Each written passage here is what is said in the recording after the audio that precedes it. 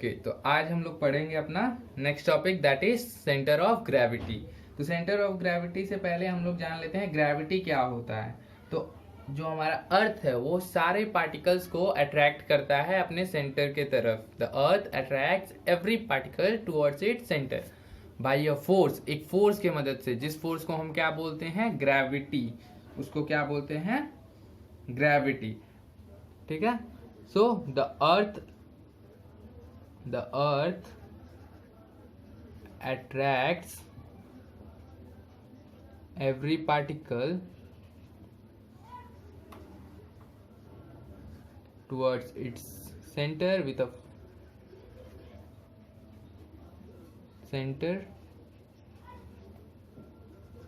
a force, इसको हम लोग क्या बोलते हैं, ग्रेविटी। ठीक, या फिर वेट ऑफ द पार्टिकल भी बोलते हैं इसको। जिस फोर्स के साथ वो खींचेगा उसको हम लोग वेट ऑफ द पार्टिकल भी बोलते हैं। अब हर एक ऑब्जेक्ट हमारा क्या होता है, बहुत सारा पार्टिकल से बना होता है। सपोज ये हमारा एक इरेगुलर ऑब्जेक्ट है, तो इसमें बहुत सारे पार्टिकल्स होंगे, यहाँ पे यहाँ पे यहाँ पे यहाँ पे मल्टीपल पार्टिकल से ये बना होगा, और हर एक पार्टिकल का अपना अपना वेट होगा, है ना। तो अगर इसको हम लोग बैलेंस करना चाहें एट अ सिंगल पॉइंट, इसको अगर हम बैलेंस करना चाहें तो अगर हम यहाँ पे रखेंगे, सपोज इसको यहाँ पे हम पाइवोट करते हैं, तो ये बैलेंस नहीं हो पाएगा। सो जिस पॉइंट पे ये बैलेंस होगा दैट इज एक्सट्रीम सेंटर, उसको क्या बोलेंगे हम लोग, सेंटर ऑफ ग्रेविटी। क्या बोलेंगे, सेंटर ऑफ ग्रेविटी। सारा पार्टिकल्स अपना अपना वेट एक्सर्ट करेगा, बट ये जो है पार्टिकल सेंटर का एग्जैक्ट वो क्या होगा, उस पे हमारा जो ऑब्जेक्ट है वो पाइवोटेड हो जाएगा। तो वहां पे क्या होगा कि ये बैलेंस हो जाएगा। एग्जैक्टली पूरा जो फोर्स ऑफ ग्रेविटी है उसी पॉइंट पे एक्ट करता है। सेंटर ऑफ ग्रेविटी क्या कहना चाहता है कि एक पॉइंट है हमारे ऑब्जेक्ट के अंदर जहां पे पूरा फोर्स ऑफ ग्रेविटी एक्ट करता है। तो अब आ जाते हैं सेंटर ऑफ ग्रेविटी के डेफिनेशन पे। इसको हम लोग शॉर्ट फॉर्म में COG भी लिखते हैं, आप लिख सकते हैं। ठीक है। तो सेंटर ऑफ ग्रेविटी क्या होता है, एक पॉइंट है। सेंटर ऑफ ग्रेविटी क्या है, is a point about which the algebraic sum of moments, एक पॉइंट जहाँ पे एल्जेब्रिक सम ऑफ मोमेंट्स क्या हो जाएगा, हमारा 0 हो जाएगा। तभी तो हम लोग हमारा ऑब्जेक्ट बैलेंस हो जाएगा ना। हम लोग पिछले टॉपिक मोमेंट्स पे क्या पढ़े थे कि जब हमारा सम ऑफ मोमेंट्स 0 होता है तभी एक ऑब्जेक्ट बैलेंस होता है। तो सेंटर ऑफ ग्रेविटी भी हमारा एकदम सिमिलर है। एक ऐसा पॉइंट है जहाँ पे एल्जेब्रिक सम ऑफ मोमेंट्स हमारा क्या हो जाएगा, sum of moments of all the particles will be 0, of all the particles will be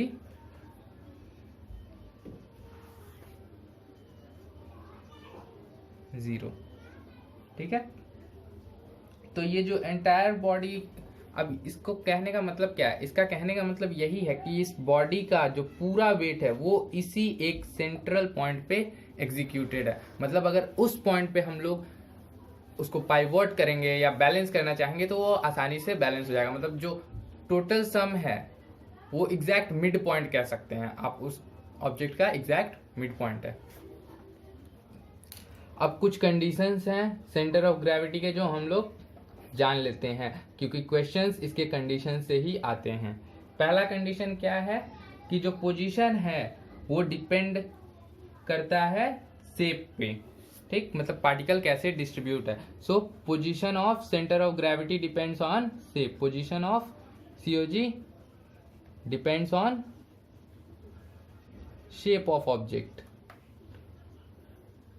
जैसे कि हमारा अगर ये रॉड है तो इसका centre of gravity exact centre में होगा। ठीक, लेकिन वहीं पे अगर हम एक सपोज सर्कुलर डिस्क ले लें तो इसका सेंटर यहाँ पे होगा। बट अगर एक इरेगुलर ऑब्जेक्ट रहेगा तो इसका हमारा सेंटर में जरूरी नहीं है कि सेंटर ऑफ ग्रेविटी सेंटर में होगा। ये कहीं साइड में भी हो सकता है, डिपेंडिंग ऑन इट्स शेप, किस साइड, क्योंकि हमें सम ऑफ मूवमेंट्स जीरो करना है, मतलब एंटी क्लॉकवाइज और क्लॉकवाइज मूवमेंट्स इक्वल करना है, तो वो डिपेंड करेगा कि कितना मास डिस्ट्रीब्यूशन है, किस साइड मास डिस्ट्रीब्यूशन कैसा है, तो वो हमारा शेप पे डिपेंड करता है। सेकेंडली जो सेंटर ऑफ ग्रेविटी है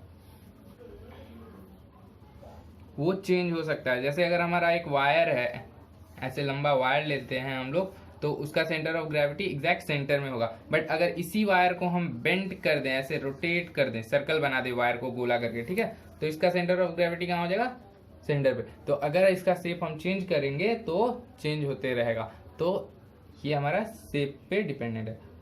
अब दूसरा हमारा पॉइंट क्या है कि it is not always necessary that it will be inside the object. Centre of gravity हमेशा हमारा जो ऑब्जेक्ट है उसके बॉडी के अंदर हो, ये कंपलसरी नहीं है। Centre of gravity is centre of gravity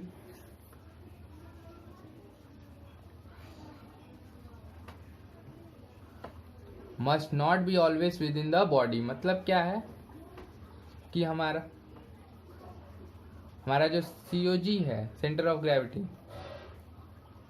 वो जरूरी नहीं है कि ऑब्जेक्ट के अंदर हो, वो ऑब्जेक्ट के बाहर भी हो सकता है, ठीक।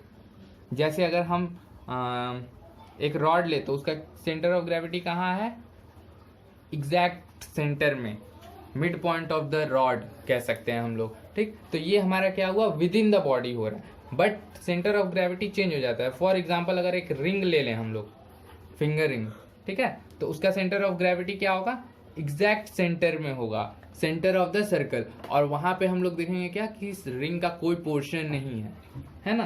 तो इससे क्या पता चलता है कि सेंटर ऑफ ग्रेविटी हमारा मटेरियल के बाहर भी हो सकता है, ऑब्जेक्ट के मटेरियल के बाहर भी हो सकता है।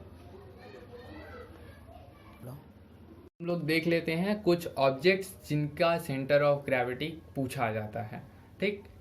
इन्हीं में से पूछा जाता है या सिमिलर ऑब्जेक्ट्स, इसके बाहर मुझे तो नहीं लगता है कभी क्वेश्चन आया है। ओके, तो पहला हमारा है रॉड। रॉड का सेंटर ऑफ ग्रेविटी कहाँ होता है, mid point of the rod, मतलब उसके एग्जैक्ट जो मिडिल पॉइंट होगा, एग्जैक्ट जो मिड पॉइंट होगा वही है हमारा उसका सेंटर ऑफ ग्रेविटी। फिर आता है सर्कुलर डिस्क। सर्कुलर डिस्क का जो जियोमेट्रिक सेंटर होगा, जियोमेट्रिक सेंटर मतलब जहां से हर एक पॉइंट सिमिलर होगा, जैसे एक सर्कल का जो एग्जैक्ट सेंटर होता है उसी को हम लोग बोलते हैं जियोमेट्रिक सेंटर। फिर आएगा स्फीयर। स्फीयर का भी जियोमेट्रिक सेंटर ही होता है। Cylinder, mid point on the axis of cylinder. मान लीजिए ये हमारा सिलेंड्रिकल ऑब्जेक्ट है, सॉरी फॉर द मिस्टेक, ये हमारा सिलेंड्रिकल ऑब्जेक्ट है, तो इसका जो एक्सिस होगा उसके मिड पॉइंट पे हमारा होगा जियोमेट्री सेंटर ऑफ ग्रेविटी। फिर आएगा सॉलिड सिलेंडर। सॉलिड कोन, कोन में दो कोन, अगर सॉलिड कोन हुआ तो उसका सेंटर ऑफ ग्रेविटी होगा एट अ हाइट h/4, मतलब जो हाइट होगा उसको हम 4 इक्वल पार्ट्स में बांट लेंगे और उस पे होगा हमारा सेंटर ऑफ ग्रेविटी। और अगर वहीं हॉलो कोन हुआ, मतलब खाली है अगर कोन, अंदर में कुछ नहीं है, तो वो क्या हो जाएगा h/3, ठीक है।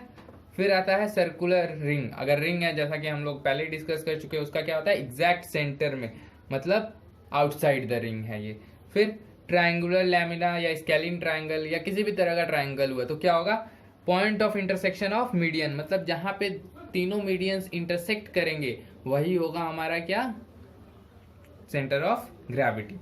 फिर पैरेललोग्राम हुआ, स्क्वायर हुआ, रोम्बस हुआ, रेक्टेंगल हुआ। सिंपल टर्म्स में कहा जाए तो क्वाड्रिलेटरल्स जितने भी होते हैं उनका सेंटर ऑफ ग्रेविटी कहाँ होगा, point of intersection of diagonals, मतलब जहां पे डायगोनल्स इंटरसेक्ट करेगा उसी पॉइंट पे उनका सेंटर ऑफ ग्रेविटी होगा। ओके, तो अब आ जाते हैं हम अपने चैप्टर के last topic, that is uniform circular motion. तो यूनिफॉर्म सर्कुलर मोशन क्या होता है, जब भी कोई पार्टिकल एक कांस्टेंट स्पीड के साथ सर्कुलर पाथ में रोटेट करता है तो उसको बोलते हैं uniform circular motion. When a particle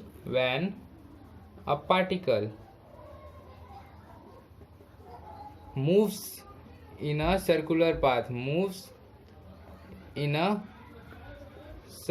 path, it is set with a constant speed, constant speed. It is said to be in uniform circular motion. It is said to be uniform circular motion.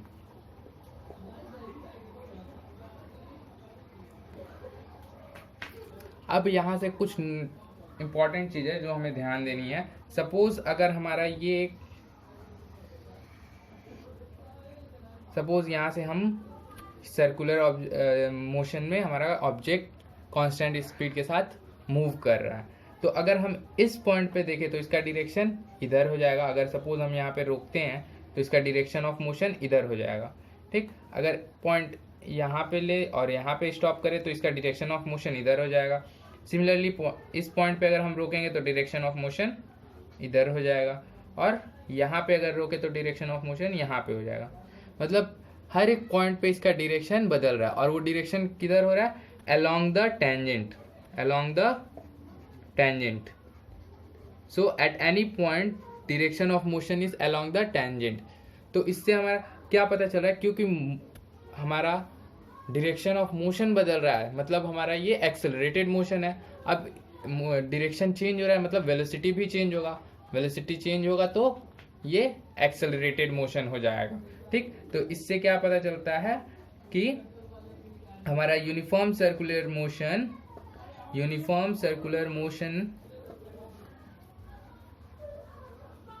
in a uniform circular motion, speed remains constant,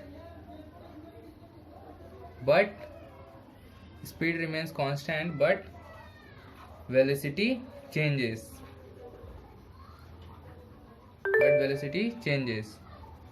Therefore it is an accelerated motion. तो इससे क्या पता चलता है कि velocity हमारा change होता है, इसलिए ये हमारा एक एक्सेलरेटेड मोशन है. क्यों? क्योंकि हर एक पॉइंट पे डायरेक्शन चेंज हो रहा है, जिसका मतलब है कि वेलोसिटी भी चेंज होगा और स्पीड कांस्टेंट रहता है. इससे हमको एक डिफरेंस मिलता है between uniform circular and uniform linear motion. इससे हम लोग यही कंक्लूड करते हैं कि लीनियर मोशन और सर्कुलर मोशन में एक प्रॉपर डिफरेंस है. क्या डिफरेंस है? अगर लीनियर मोशन होगा तो हमारा स्पीड और वेलोसिटी दोनों कांस्टेंट रहेगा. तो इससे क्या पता चलता है कि अगर हमारा लीनियर मोशन है तो स्पीड और वेलोसिटी दोनों कांस्टेंट रहेगा. यूनिफॉर्म लीनियर मोशन है तो स्पीड और वेलोसिटी दोनों कांस्टेंट रहेगा. बट अगर हमारा सर्कुलर मोशन है तो क्या होगा? स्पीड कांस्टेंट रहेगा. Speed is constant but velocity keeps on changing. Velocity is variable. Velocity keeps on changing, या फिर कह सकते हैं कि वेरिएबल है.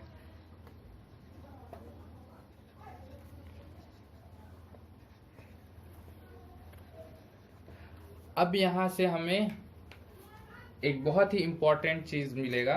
क्या है वो? हमारा types of force while being in a circular motion. तो जब भी हमारा कोई ऑब्जेक्ट सर्कुलर मोशन में होता है तो वो हमेशा फोर्स एक्सर्ट करेगा टुवर्ड्स द सेंटर, या फिर जहाँ पे उसका पाइवोटेड पॉइंट होगा. मतलब जिस पॉइंट से वो पाइवोटेड है, जो उसका एग्जैक्ट सेंटर है, वो वहां पे फोर्स एक्सर्ट करता है, जिसको हम लोग बोलते हैं सेंट्रीपिटल फोर्स. The direction. ठीक है, तो जब भी कोई ऑब्जेक्ट हमारा रोटेट कर रहा है तो वो फोर्स एक्सर्ट करता है कहाँ? Towards the centre. सपोज आप एक स्ट्रिंग लिए हो, सपोज आप एक थ्रेड लिए हो, उसमें पत्थर बांध के आप उसको रोटेट कर रहे हो. Here you have a string with a stone tied at its one end and now you rotate. ठीक है, तो क्या होगा? जो इसका ये फोर्स किधर एक्सर्ट करेगा? Towards the centre. क्यों? क्योंकि force will be exerted due to the tension in the string. जो स्ट्रिंग का टाइटनेस है, जो स्ट्रिंग रोटेट हो रहा है उसके टेंशन की वजह से फोर्स एग्जर्ट होगा, ठीक। तो ये फोर्स हमारा सेंटर की तरफ रहेगा और इस फोर्स को हम लोग क्या बोलते हैं, सेंट्रीपिटल फोर्स।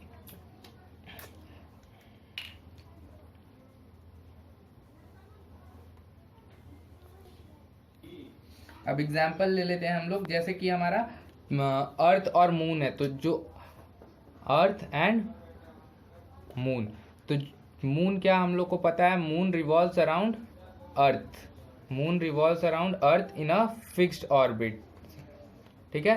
तो ये कैसे होता है, जो ग्रेविटेशनल फोर्स है अर्थ का वो मून को पुल करता है टुवर्ड्स द सेंटर, जिससे उसको फोर्स ऑफ अट्रैक्ट, जिसके उसको सेंट्रीपिटल फोर्स मिलता है, through which it moves along a fixed path। और एक सिमिलर एग्जांपल ले ले तो एटम में देखते हैं हम लोग क्या, न्यूट्रॉन और प्रोटॉन एंड इलेक्ट्रॉन्स। प्रोटॉन हमारा सेंटर में होता है जो कि हमारे सारे इलेक्ट्रॉन्स को खींचता है अपने तरफ और उसको रिवॉल्व करने के लिए सेंट्रीपिटल फोर्स प्रोवाइड करता है। अब आ जाते हैं हम लोग अपना last topic of the chapter, that is centrifugal force. अब सेंट्रीफ्यूगल फोर्स होता क्या है, सेंट्रीफ्यूगल फोर्स जनरली एक इमेजिनरी फोर्स है या फिर कह सकते हो आप फिक्टिशियस फोर्स है। क्यों, क्योंकि ये एक्चुअल में एग्जिस्ट नहीं करता। जाते हैं हम लोग अपना last topic, that is centrifugal force. Centrifugal force क्या है, ये एक इमेजिनेटिव फोर्स है या फिर आप कह सकते हो कि फिक्टिशियस फोर्स है, क्योंकि ये एक्चुअल में एग्जिस्ट नहीं करता है। सपोज आप एक मेरी गो राउंड पे बैठे हो, किस पे बैठे हो, मेरी गो राउंड पे, ये इसका सेंटर हो गया और यहाँ पे आप बैठे हो, ठीक। और ये आपका फ्रेंड बाहर से आपको देख रहा है, ठीक। तो आपके फ्रेंड के हिसाब से क्या हो रहा है कि आप मूव कर रहे हो सर्कुलर पाथ में, लगातार कॉन्स्टेंटली आप मूव कर रहे हो, आपका पोजीशन चेंज हो रहा है, ठीक है। और क्यों हो रहा है, due to the centripetal force, ठीक है। तो वो जस्टिफाई कर गया। बट आपके हिसाब से क्या हो रहा है, आप उसी पोजीशन पे हो, क्यों, क्योंकि आप इसके साथ में मोशन में हो। आपके हिसाब से आपका पोजीशन चेंज नहीं हो रहा है, because you are in motion with the object, you are with in the object, ठीक है। तो उसको वेरीफाई, जस्टिफाई करने के लिए आप क्या बोलते हो कि हम सिमिलर हैं बट एक फोर्स हम एग्जर्ट कर रहे हैं बाहर की तरफ, outside the away from the centre, ठीक है। और वो फोर्स किसके बराबर होगा, exactly equal to the centripetal force, जिसकी वजह से हम मोशन में नहीं जा रहे हैं, ठीक। आपको लगता है कि आप मोशन में नहीं हैं, क्यों नहीं है, क्योंकि आप विद इन द ऑब्जेक्ट हैं। क्यों, क्योंकि एक आपके हिसाब से एक फोर्स एक्ट कर रहा है जो away from the centre move करता है, ठीक। और उसको आप नाम दिए हो सेंट्रीफ्यूगल फोर्स, और इसी वजह से आप ऑब्जेक्ट के साथ साथ रोटेट कर रहे हो और वो सेंट्रीपिटल के बराबर है, इसलिए आप दूर नहीं जा रहे हो।